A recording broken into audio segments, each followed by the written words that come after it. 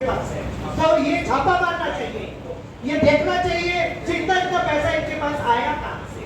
परंतु अभी हम लोग जिसके पास जाएंगे हमारा बहुत ठीक है। मैं सबको नायक जी को फिर और एक बार कुछ बोलेगी। और एक बात बोलना चाहती हूँ, हमारा हिंदुस्तान का पार्ट में कलकत्ता शहर तो है, पर कलकत्ता छोड़ के हिंदुस्तान का आर्मी बहुत सारा कैपिटल है, बहुत सारा देश है ना। इनका समाज इतना अच्छा है, इतना प्यारा है, क्योंकि मैं खुद जब कलकत्ता से ये बांग्लादेश को मुझे भगाया था यहाँ से, मेरे को डरा के धमका के, मेरा जान का खतरा था। जब मैं कलकत्ता छोड़ के जब गई दिल्ली में तो हमारे हिंदुस्तान के हीरो ने हमें साथ दिया, हमें अच्छा से रखा। पर एक बात बोलना चाहती हूँ, पर कलकत्ता में इतना बांग्लादेशी है। आज यदि ये प्रेस क्लब यदि कोने में जा रहा, यदि कलकत्ता का बच्चा यदि किसी भी हिंदुस्तान के कोने में देखते होंगे ना, तो उनको भी आने का रास्ता बनेगा। हमारे हिंदुस्तान की माई को बहुत कोटि कोटि प्रणाम करती हूँ, पर हमारे हिंदुस्तान में किसी जगह पे बांग्लादेशी रोहिंग्या कुछ भी नहीं है जितना हमारा कलकत्ता में भरा पड़ा है। दोबारा बोलेगा हमारा सरकार जिससे, हमारा प्रधानमंत्री से, हमारा सीएम साहब से, जिसको गौर फरमाइए। हमारे वक्तव्य यही तक है। जो हमारे সবসময় সে পথদর্শী, সে বলে যে যদি তো ডাকসুটে কেউ না আসে তবে একটা চলবে। এই মানুষটাকে আমি দেখেছি নিজের মতন করে ও লড়াই করছে এবং আজকে সেই জায়গায় তাকে আমরা দেখেছি এবং পেয়েছি এবং আমার নিজের ডাকে ও এসেছে। ও সেই জন্যে একইভাবে বাংলাদেশের থেকে অত্যাচারিত। আমি রূপালীকে বলবো এই বিষয়ে সে যদি কথা বলে এবং তারপরে দেশের যদি কোনো কিছু থাকে ওইটা বলে আমাদের সময়ের মধ্যে আমরা আজকে প্রোগ্রাম শেষ করবো।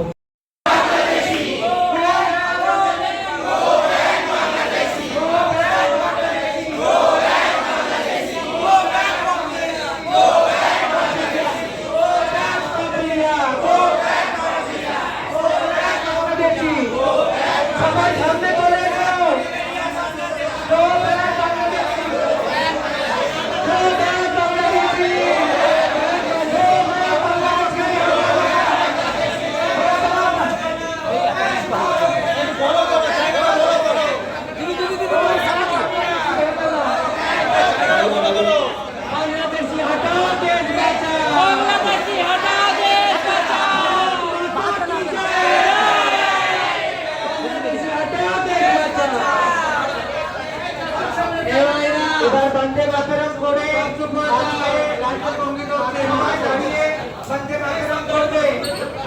বন্দে মাতরম করতে বলছি। বন্দে মাতরম, বন্দে মাতরম, সুজলাম সুফলাম মলয়জশীতলাম সস্যশ্যামলাম মাতরম বন্দে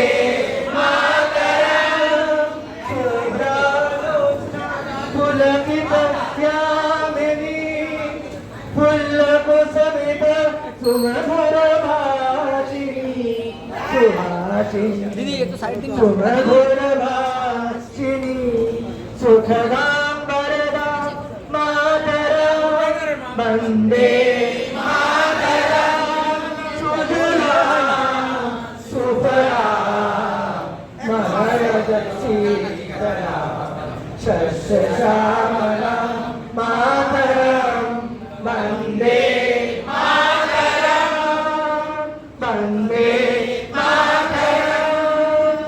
वंदे मातरम। जय हे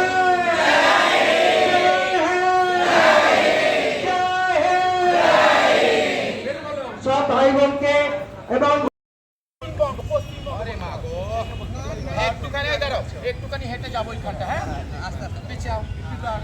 রেডি বলবো তখন, হ্যাঁ রেডি বলবে। হ্যাঁ ready ready ready.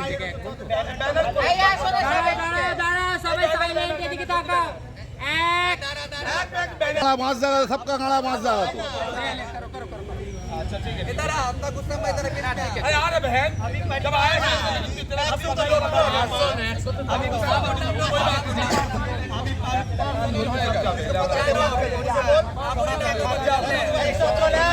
Ready. Bharat माता की जय हिंद, जय भारत, जय हिंद। गो बैक बांग्लादेशी পশ্চিমবঙ্গ ছাড়ো, চলো। ছাড়ো।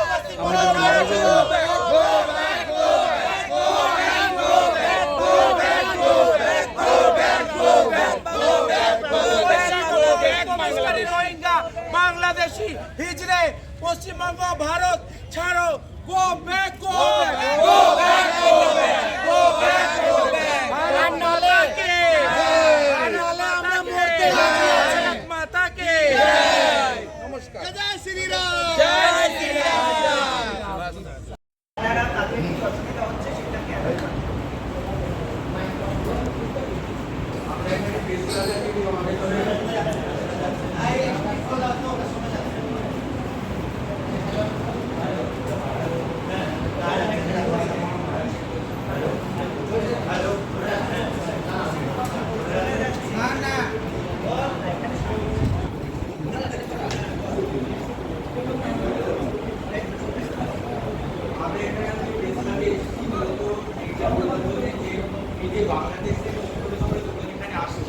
যেটা নিয়ে এসআইআর আমাদের প্রথম থেকেই সরকারের কাছে শুনছি এখন যে আমাদের বর্তমান সরকার বিজেপি সরকার আমাদের এখানে